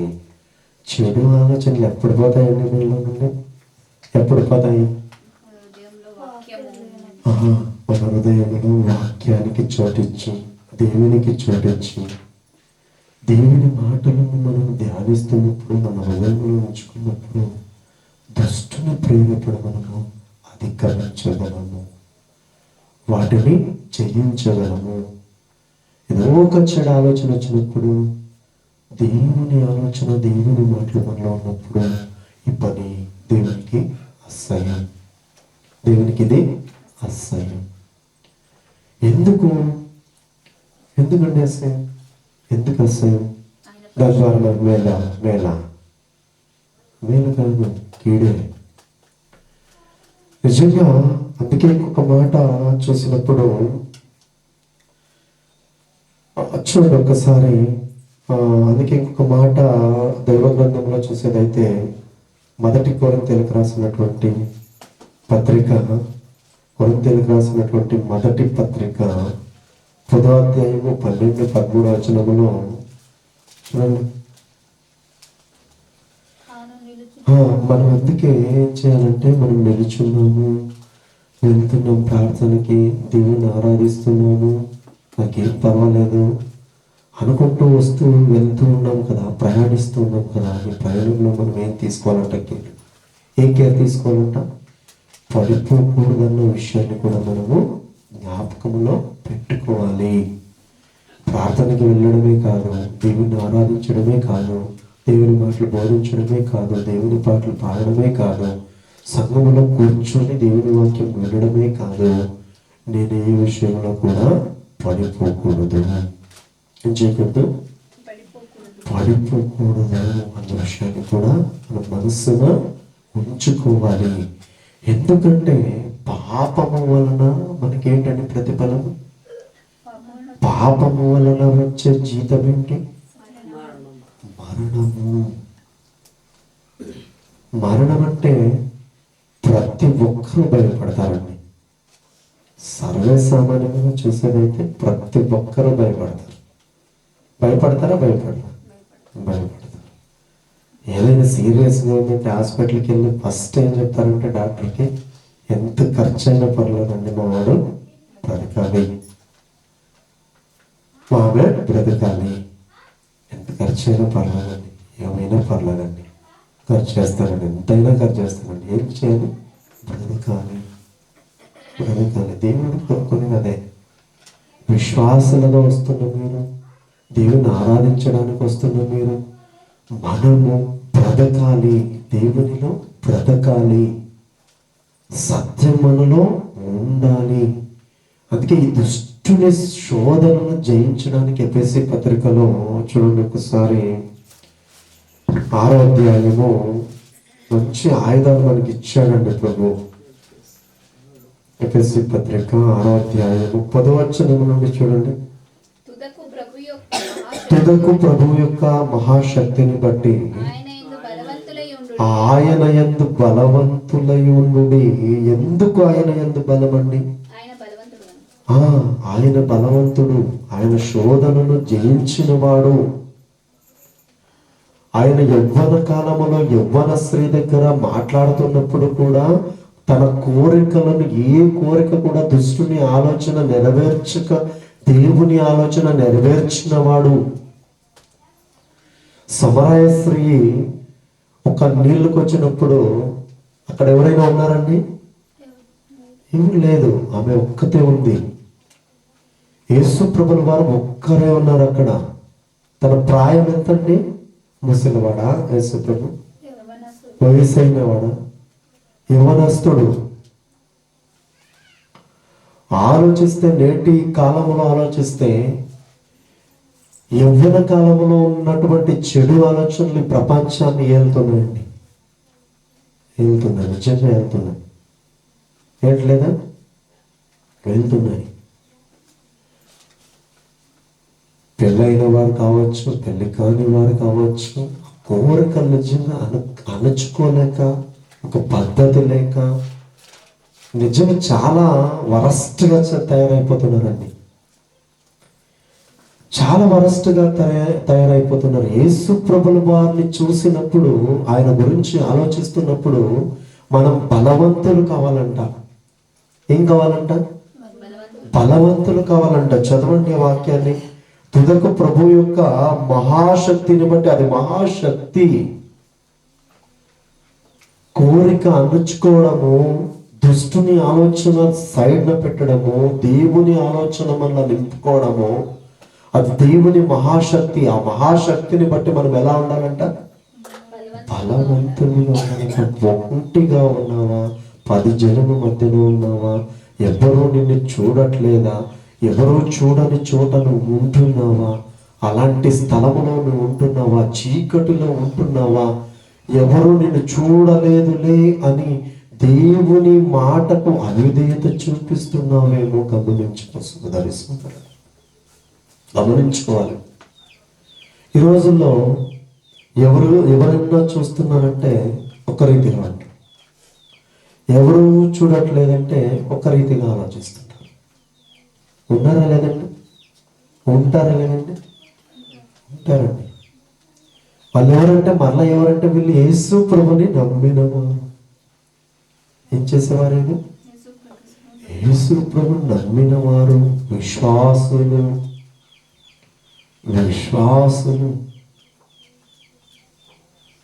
దానికి అర్థమే తెలియని వారు అనుకోవచ్చు. విశ్వాసానికి అర్థమే తెలియని వారు మీరు అనుకోవచ్చు. మనం అలాంటి వారిని చూసినప్పుడు నిజంగా, అందుకే వాక్యం ఏం చెప్తుందంటే, మహాశక్తిని బట్టి ఆయన యందు బలవంతులయుండుడి. ఎలా ఉండాలంట? మనము బలవంతులుగా ఉండాలంట. ఏ ఆలోచన వచ్చినా దాన్ని తిప్పికొట్టేవారుగా ఉండాలి. ఆలోచనకు పడిపోయేవారు ఏ ఒక్కరు కూడా ఉండకూడదు. అందుకే యాకోబు పత్రికలో చెప్పిన మాట, శోధన సహించువాడు ధన్యుడు. శోధన వచ్చినప్పుడు, దుష్టుని ఆలోచన వచ్చినప్పుడు, ఆలోచనకు లొంగని వాడే ధన్యుడు. వాడే క్రైస్తవుడు, ఆమె క్రైస్తవురాలు, ఆమె నిజమైన విశ్వాసి, వాడే నిజమైన విశ్వాసి, వాడే నిజమైన భక్తుడు, భక్తురాలు. ఆలోచనలు వస్తూ ఉంటాయండి. దుష్టుని పనే అది. మన జీవితము, ఒక మనిషి జీవితం ఎలా ఉందంటే ఒక రెండు శక్తుల మధ్యన ప్రయాణిస్తున్నటువంటి జీవితం మన జీవితం. చెప్పాను కదా గత వారంలో కూడా, రెండు శక్తుల మధ్యలో ప్రయాణిస్తున్నటువంటి జీవితమే మనిషి జీవితం. ఒక్క శక్తి ఏమో మనల్ని సంపూర్ణంగా నాశనం చేయాలని ఆలోచిస్తే, మరొక శక్తి మనల్ని కాపాడాలని, మనల్ని రక్షించాలని కోరుకుంటున్న శక్తి, అది మహాశక్తి. ఆ శక్తి మీద ఆశ్రయపడాలి కానీ ఏడికి మనల్ని నాశనం చేసే శక్తి మీదే చాలా మంది వారి ఆలోచనలే నెరవేర్చేవారుగా చాలా మంది ప్రయాణిస్తున్నాం. మన చుట్టూ ఉన్నారు అలాంటి వారు. మనం చూస్తున్నప్పుడు, వాళ్ళందరినీ చూస్తున్నప్పుడు మనకు కలిగే ఆలోచన దేవునికి ఇష్టమై ఉండాలి. ఎవరో నమ్మారండి, ఎవరో చెడిపోతున్నారు, వారిని చూసేది కాదండి. దేవుడు నిలబడ్డాడు. యేసు ప్రభు దేవునికి లోబడ్డాడు, పరిశుద్ధంగా జీవించాడు, 33 సంవత్సరాలు నీతిగా బ్రతికాడు. దేవుని మాట తన హృదయంలో ఉంచుకొని నెరవేర్చు. బలవంతుడైనప్పటికీ బలహీనుడైనట్టు. బలవంతుడా కాదు ప్రభు, బలవంతుడా కాదు. ఆ శిలువ కొయ్యి కట్టేసిన కట్లు ఆయన ఆపగలవండి? ఆపగలవా? అవి విడిపించుకొని రాలేడండి యేసు ప్రభు? రాలేడు. కొరడాలతో కొడుతుంటే కొరడ తెగిపోయేటట్టు చేసే శక్తి ఉందా లేదా ఆయనకి? ఏటు పడక ముందే కొరడ తెగిపోదు. అసలు ఒక ఏటు కూడా తనకు రాకుండా నీ పాపాలు. అందుకే పార్శ్వవాయు రోగి దగ్గర ఏమన్నాడండి?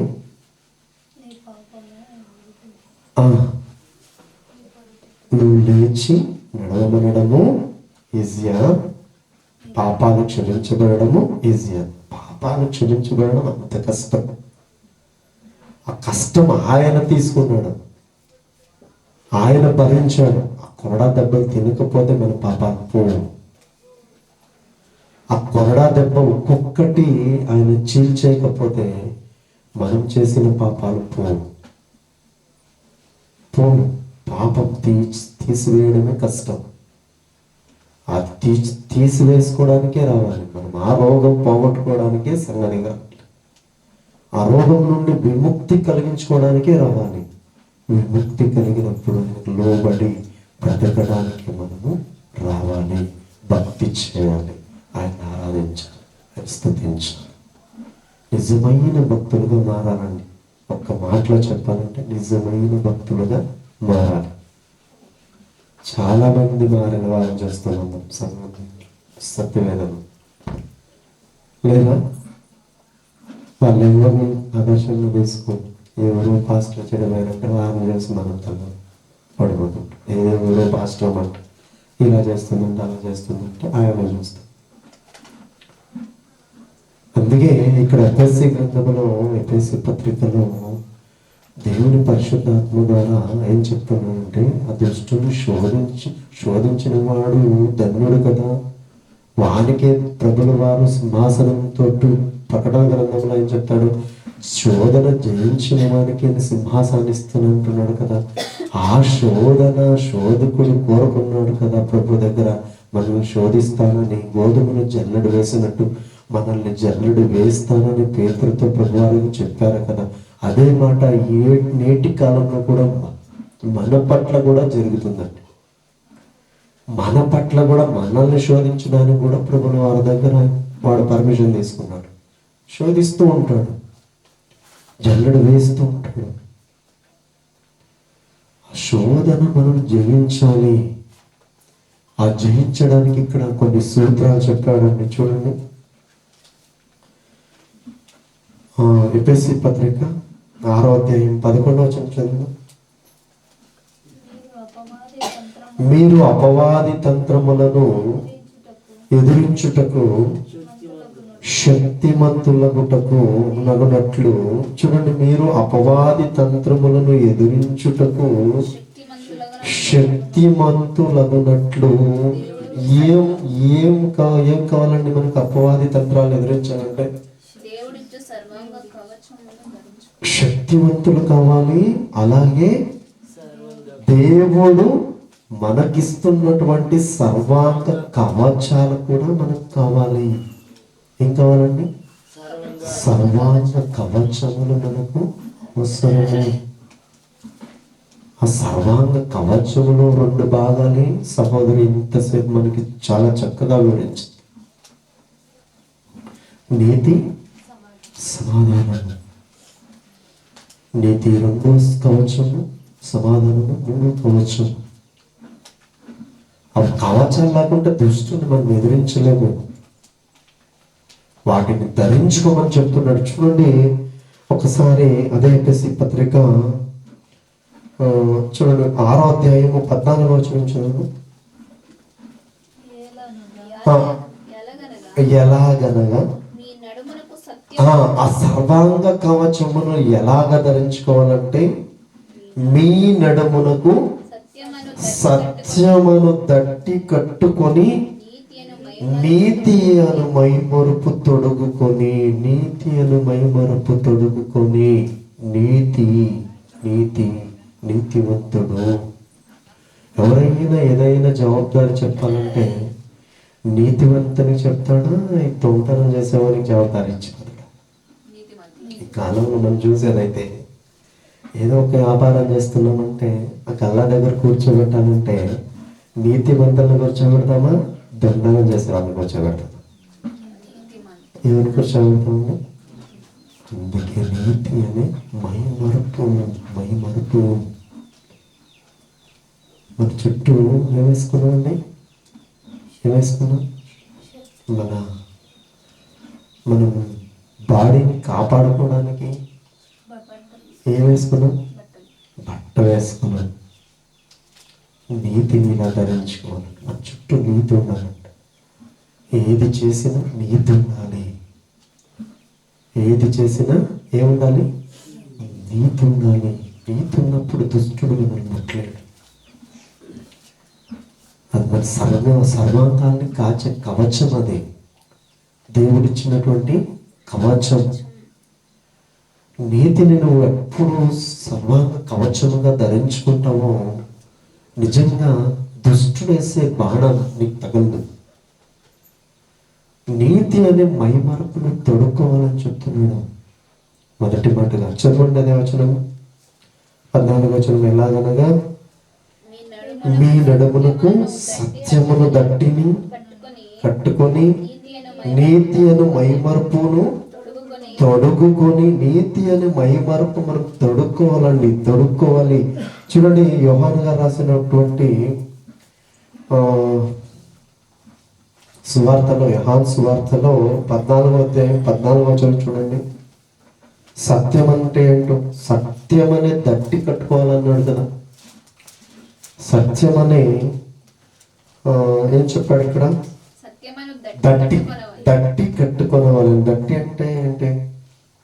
దట్టి అంటే బెల్ట్.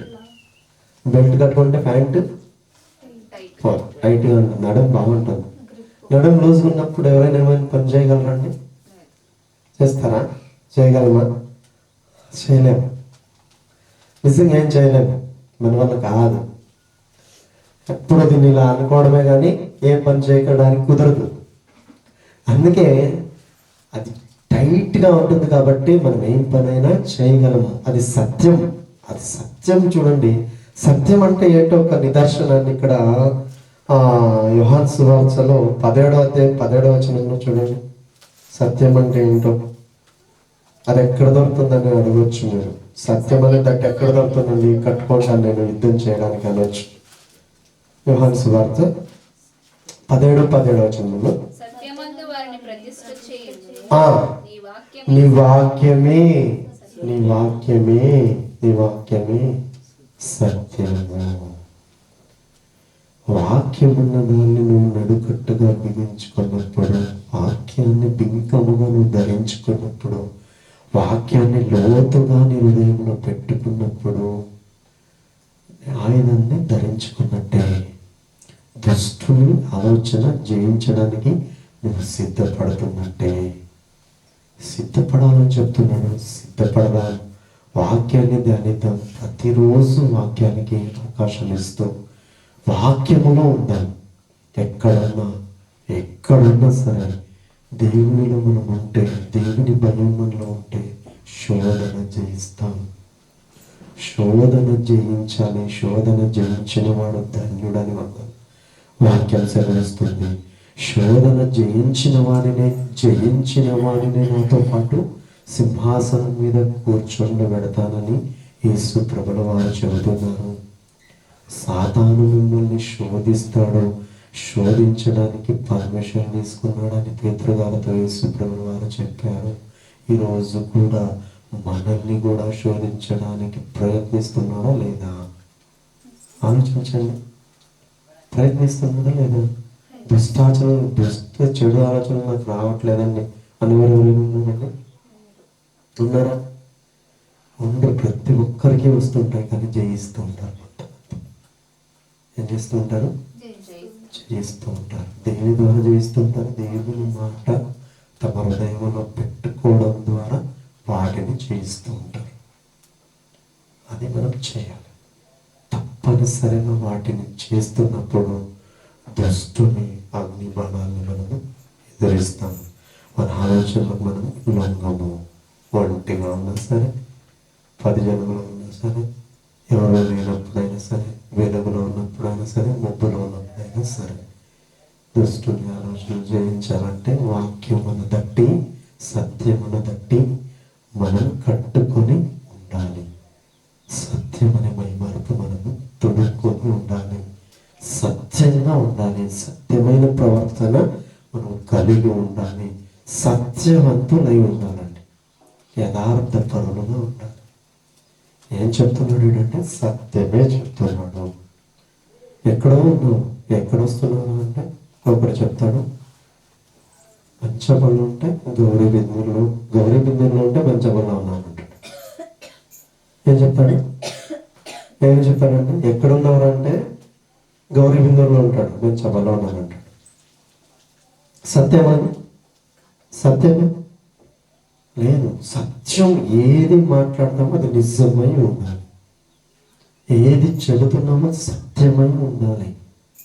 ఆ మైమరుపును తడుక్కొని ఉండాలి. అది దేవుడు ఇష్టపడాలి. అది నిజమైన భక్తి. నిజమైన భక్తులకు ఉన్నటువంటి లక్షణాలు. వాటిని మనం ధరించుకుంటే దుష్టుని నిర్మాణాన్ని ఆర్పగలం. లాంటి శక్తి మనలో దేవుడు ప్రవేశపెట్టాడు. సత్యంగా ప్రవర్తిస్తున్నావా దేవుని శక్తి నీలో ఉంటుంది. దుష్టుడు నీ మహత్వం ముట్టజాలడు.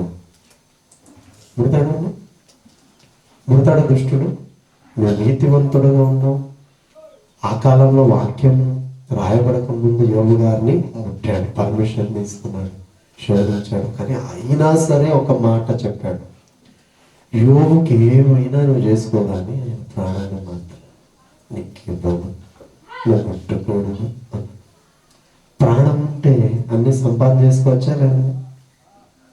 ఆ రోజుల్లో ఎలా ఉందంటే ఈ రోజుల్లో సత్యంగా ప్రవర్తిస్తున్నావు అంటే నీకు ఎంత శక్తి ఉంటుందండి. ఉండదా? నీతివంతులకి నీతే ఆధారము. నీతివంతులకి నీతే ఆధారము. చూడండి, ఇబ్రియ పత్రిక 11వ అధ్యాయము 7వ వచనం చూడండి. ఇబ్రియ పత్రిక 11వ అధ్యాయము 7వ వచనము 6వ వచనం నుండి చదవమ్మా. విశ్వాసము లేకుండా దేవునికి ఇష్టలై ఉండుట అసాధ్యము. దేవుని యొద్దకు వచ్చువాడు ఆయన ఉన్నాడనియు, తను వెదుకు వారికి ఫలము దయచేయువాడనియు నమ్మవలెను కదా. విశ్వాసమును బట్టి నోవహు అది వరకు చూడని సంగతులను గూర్చి దేవుని చేత హెచ్చరింపబడి భయభక్తులు గలవాడై తన ఇంటి వారి కొరకు ఒక రక్షణ కొరకు ఒక వాడను సిద్ధము చేసిన. విశ్వాసము చూడనిది, గ్రహించనిది, దేవుడు ఏదో ఒక మాట చెప్పాడని అసలు ఎవ్వరూ వినలేదండి. ఆ టైంలో ఎవ్వరూ వినలేదు, కానీ నోహు విన్నాడు. దేవుని మాట నమ్మాడు. వర్షం వస్తుంది, 40 రోజులు రాత్రి పొగుళ్ళు కురుస్తుంది, భూమండలమంతా నాశనమవుతుంది. నువ్వు ఒక్కడివే నీతిమంతుడుగా కనబడుతున్నావు, నేను నిన్ను కాపాడాలనుకుంటున్నానన్న మాట నమ్మాడండి. ఏం చేశాడు? నమ్మాడు. అసలు చూశాడు, తెలుసు. అసలు ఆ మాట ఏదో వినపడిందిలే, పోతుంది గాలికి అనుకున్నాడా?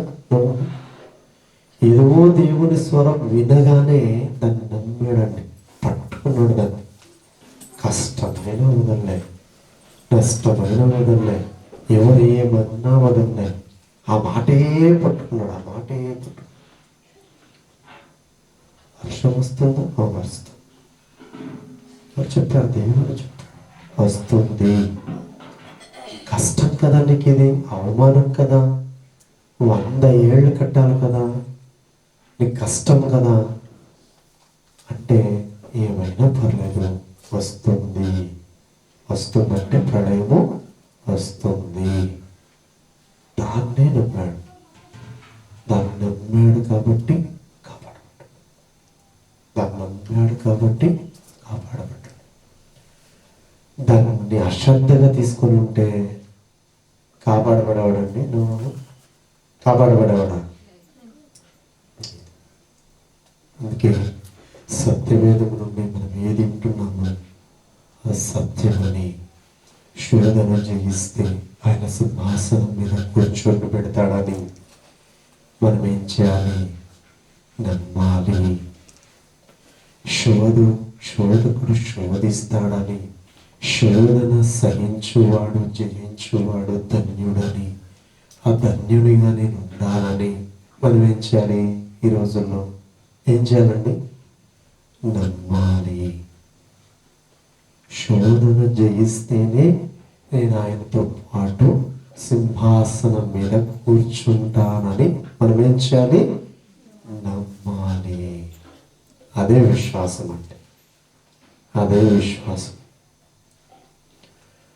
ఆ విశ్వాసాన్ని మనం బలంగా నమ్మితే ఏదో ఒక రోజు దేవునితో పాటు కూర్చున్నప్పుడు ఈ మాటలన్నీ జ్ఞాపకం వస్తాయండి.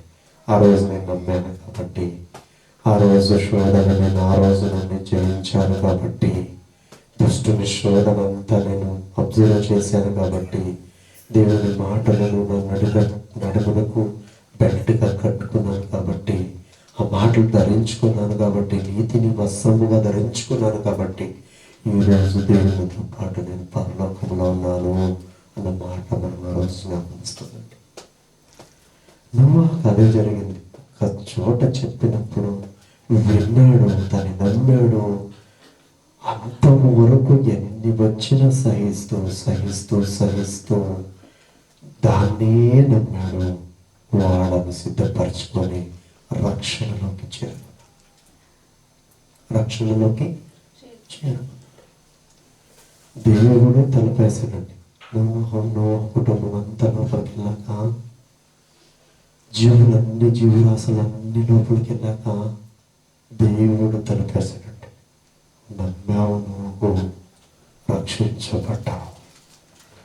నా మాట విన్నావు, రక్షించబడ్డావు. శోధన జయించావు, రక్షించబడ్డావు. నీతివంతుడుగా ఎంచబడ్డావు. నా మాట విన్నావు. ఈ రోజుల్లో చాలామంది దేవుణ్ణి నమ్ముతున్నారు, ప్రార్థనలకు వెళ్తున్నారు, ఆరాధన చేస్తున్నారు, వాక్యం చదువుతున్నారు. వింటున్నారా లేదా? నమ్ముతున్నారా లేదా? ఇక్కడ ఏం రాయబడిందండి? దేవుని యొద్దకు 6వ వచనం చదవండి ఒకసారి. విశ్వాసము లేకుండా దేవునికి ఇష్టలై ఉండుట అసాధ్యము. దేవుని యొద్దకు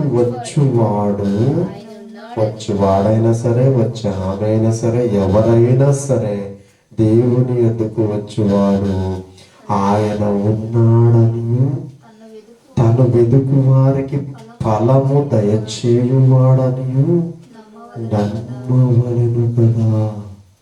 నమ్మవలెను కదా. శోధన సహించువాడు ధన్యుడని ఈ రోజుల్లో మనము నమ్మాలి. నమ్మితే మనం ఫలిస్తాం, నమ్మకపోతే ఫలించం. యథాస్థితి ఇక్కడ వినడమే కానీ ఫలించడం ఉండదు. వింటాము కానీ బయటకు వెళ్ళి ఫలించం. ఇప్పుడే సహోదరు ఒక మాట చెప్పింది కదా, వారు ఏం చేయాలి? పరీక్షించుకోవాలి. ఉన్నాను లేదా? ఎవరైనా ఇప్పుడు మన ఇంట్లో ఉన్న వారిని మనం చూడలేదండి, మనం వాళ్ళు ఎలా ఉంటారో మనకు తెలియదు. ఒక్కొక్కసారి భార్య తోడ దగ్గరికి వెళ్ళినప్పుడు, భార్య ఇంట్లో ఉన్నప్పుడు ఏం చేస్తుందో భర్తకు తెలుసండి, సంపూర్ణంగా తెలుసా? కొడుకు ఇంట్లో ఉన్నప్పుడు, తండ్రి ఇంట్లో ఉన్నప్పుడు కొడుకు తెలుస్తుందో తండ్రి ఏం చేస్తున్నాడని తెలియదండి. కానీ వారే విమర్శ చేసుకునే కదా తీర్పులోని రాకపోదు. ఎప్పుడు చదువుకుంటూ ఉంటాం కదండి, వాక్యం చదువుకుంటామా లేదా? ఒక సహోదరుడు కానీ వచ్చి ఇక్కడ చదువుతుంటారు లేదా? బల్ల తీసుకున్నప్పుడు ఏం చదువుకుంటాడు? మనల్ని మనమే విమర్శ చేసుకోమని ఏదైనా తీర్పులోనికి పొందకపోదు. ఇప్పుడే మనం సరి చేసుకుంటే తీర్పులో రోజు హ్యాపీగా ఉంటాం. ఇప్పుడే సరి చేసుకుంటే హ్యాపీగా ఉంటాం. ఇప్పుడే సరి చేసుకోలేదనుకోండి మనం ఆ రోజు బాధపడాల్సి వస్తుంది. ఈ ప్రయోజనం ఉంటుంది. ఆ రోజు చనిపోయాక ఏమైనా ప్రయోజనం ఉంటుందండి? పశ్చాత్తాపం అనేది ఉండదు. అప్పుడు ఉండదు. ఇక్కడే అన్ని అమూల్యమైనటువంటి దినాలండి ఇవి. అమూల్యమైనటువంటి దినాలంటే ఎక్కువగా మనల్ని మనం సరి చేసుకోవాల్సినటువంటి రోజులు అంటే భూమి మీద ఉన్నటువంటి రోజులు. వీటిని జాగ్రత్తగా చూసుకోవాలి, జాగ్రత్తగా గమనించాలి, ఆలోచించాలి. దేవుని మాటలో అలాంటి ధన్యతలోనికి మనం అందరూ వెళ్ళాలని నేను మనస్ఫూర్తిగా కోరుకుంటూ ఇలా మాటలు ముగిస్తున్నాను. వీళ్ళు మూసుకొని ప్రార్థించుకోవాలి. పరిశుద్ధుడు, మహాపరిశుద్ధుడు అని మక్కల తండ్రి, ఘనమైన మహోన్నతమైన సర్వోన్నతమైన కోటి స్తోత్రాలు వందనాలు చెల్లిస్తున్నాం. నీతిని కోరేవారు, సమాధానాన్ని కోరేవారు, ప్రభావం గొప్ప దేవుడు వాటన్నిటినీ ఇక్కడ మా కళ్ళ ముందు చూపించలేదు దేవుడు కనుక తండ్రి మిమ్మును చూస్తున్న మేము తండ్రి మీ బాటలో నడవడానికి బలవంతులుగా ఉండాలని మీరు కోరుకుంటున్నారు. దుష్టుని ఆలోచనలు జయించాలంటే బలవంతులుగా ఉండాలని మీరు సెలవిచ్చారు. మీరు ఎలాంటి ఆయుధాలు మాకు ఇవ్వాలనుకుంటున్నారు, వాటిని మేము ధరించుకొని దుష్టుని మీద యుద్ధం చేయాలనుకుంటున్నారు. చేయడానికి సిద్ధపడడానికి కావలసినటువంటి జ్ఞానము, ఆలోచన, తెలివి మాకందరికీ దయచేయమని వేడుకొంటున్నాను. సహాయము చేయండి తండ్రి.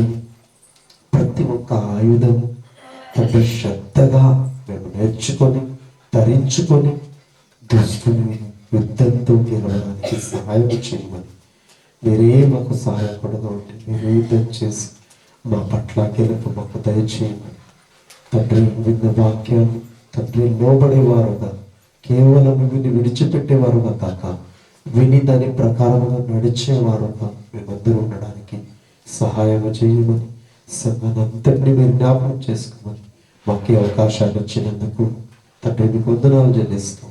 సహోదరికి తండ్రి మంచి జ్ఞానాన్ని ఇచ్చి బలపరిచి నడిపిస్తున్నందుకు వందనాలు చెల్లిస్తాం.